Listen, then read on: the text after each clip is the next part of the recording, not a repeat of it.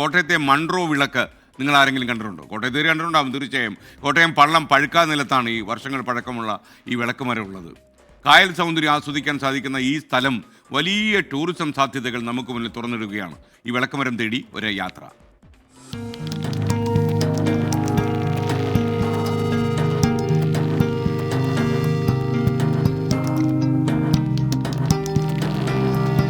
അപ്പോൾ മൺട്രോ വിളക്ക് കാണാനുള്ള യാത്രയിലാണ് നമ്മളിപ്പോൾ. അതിനിടയിൽ എത്തി നിൽക്കുന്ന സ്ഥലം പഴുക്കാനിലവെന്ന് പറയുന്ന സ്ഥലമാണ്.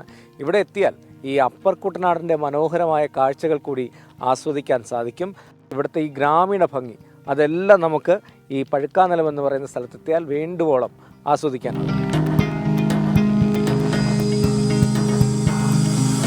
കോട്ടയത്ത് നിന്ന് പള്ളത്തെത്തി അവിടെ നിന്നും കരിമ്പുംകാല കടവിലേക്കാണ് ഈ മൺട്രോ വിളക്ക് കാണാൻ വേണ്ടി ആദ്യം എത്തേണ്ടത്. അതിനുശേഷം ഈ കാണുന്ന തോടിന് സമീപത്തു കൂടിയുള്ള വരമ്പത്തു കൂടി നടന്ന് ഏകദേശം 1 കിലോമീറ്ററോളം നടന്ന് വേണം ഈ വിളക്ക് മരത്തിലേക്ക് നമുക്ക് എത്താൻ.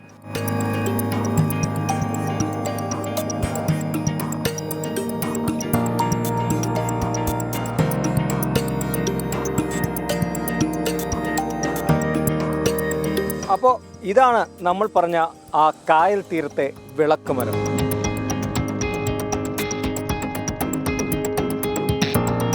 രണ്ട് നൂറ്റാണ്ടുകൾക്ക് മുമ്പ് മാധവറാവു എന്ന് പറഞ്ഞ ദിവാൻ മൺട്രോ സാഹിബ്, കേണൽ മൺട്രോ സാഹിബിൻ്റെ ഓർമ്മയ്ക്കായിട്ട് നിർമ്മിച്ചതാണ് ഈ മൺട്രോ ലൈറ്റ്. നേരത്തെ ഉണ്ടായിരുന്ന വള്ളങ്ങൾക്കും ബോട്ടുകൾക്കും ദിശ സൂചിപ്പിക്കുന്നതിൻ്റെ ഭാഗമായിട്ടായിരുന്നു നിർമ്മിച്ചത്.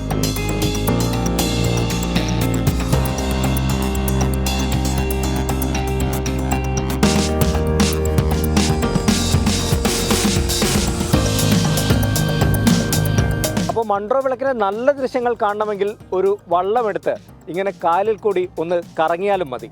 എന്തായാലും ഈ ലൈറ്റ് ഹൗസിൻ്റെയും ഇവിടെയുള്ള ഈ കായൽ ഭംഗിയുമെല്ലാം നിങ്ങൾക്ക് ഇഷ്ടപ്പെട്ടു എന്ന് കരുതുന്നു.